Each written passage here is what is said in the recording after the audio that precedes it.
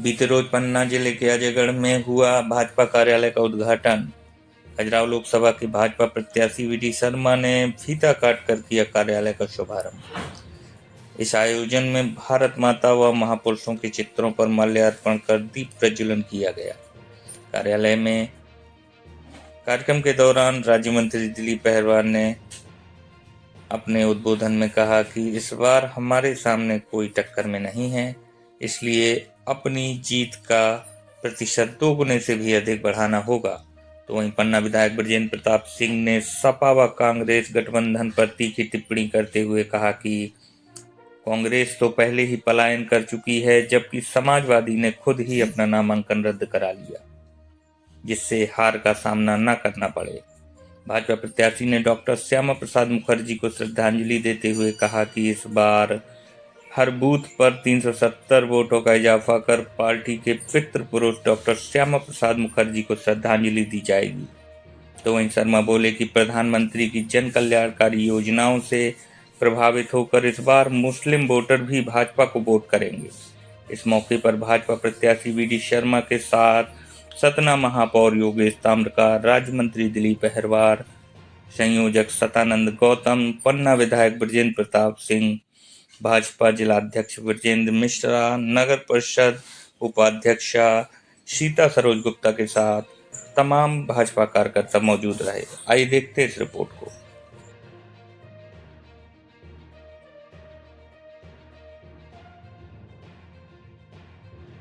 धारा 370 नहीं है।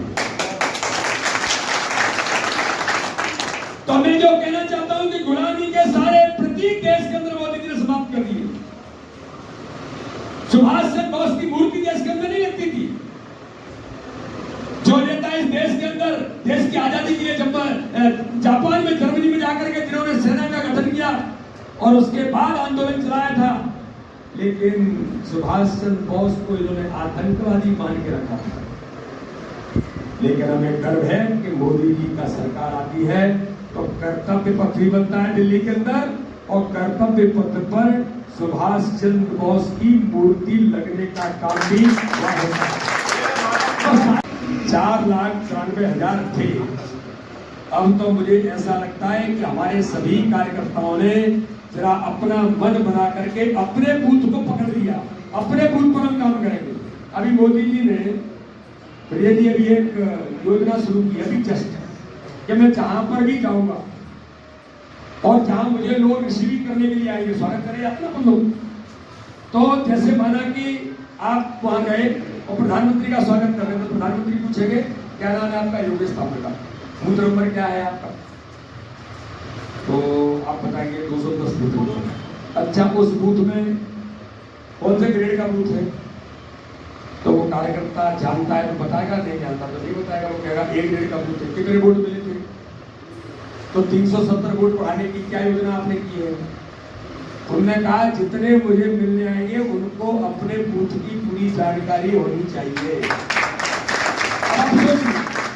माइक्रो प्लानिंग क्या होता है, माइक्रो मैनेजमेंट क्या होता है, हम जैसे कर देते।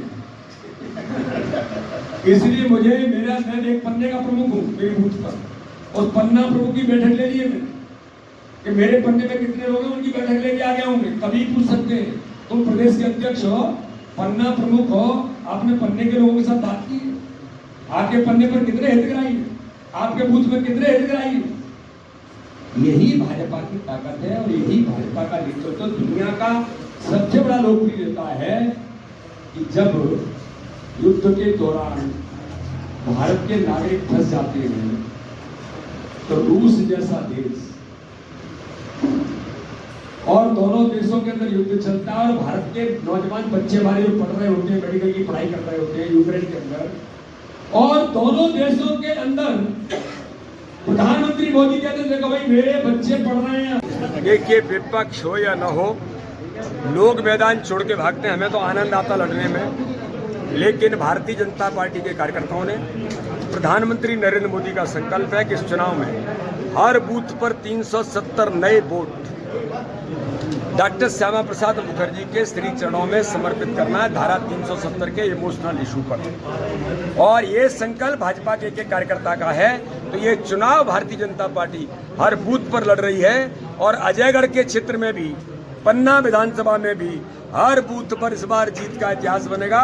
और खजुराहो लोकसभा के अंदर प्रधानमंत्री नरेंद्र मोदी जी को कमल का फूल, ये स्वर्ण कमल बन करके जाएगा और भारत के अंदर इतिहास इस बार के चुनाव में बनेगा।